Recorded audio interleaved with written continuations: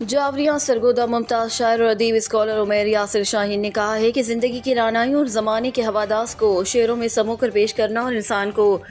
نئے جذبوں اور ولولوں سے روشناس کرانا جان سے گزر جانے کا فن ہے، جسے ہر شاعر اپنی بساط کے مطابق نبھاتا ہے۔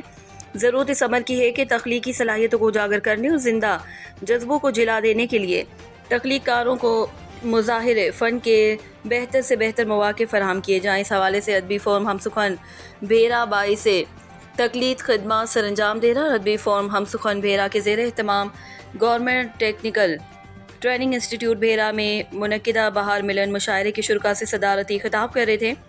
مشاعرے میں مہمان شعراء پروفیسر نیاز حسین آوان، ڈاکٹر جاوید آغا، عدیل عباس، عابد حسنین اختر، پروفیسر سائل رضا، وسیم ارشد اور بشیر حیدر، جبکہ مقامی شعراء پروفیسر زبیر عباس سید، پروفیسر ریاض حسین عامر، پروفیسر انعام اللہ سلیمی، سید وقار علی تقوی، وسیم عباس، وسیم ذکا اللہ ذکی، سید سلیمان اور دیگر نے کلام پیش کیا اور سامعین سے داد وصول کی۔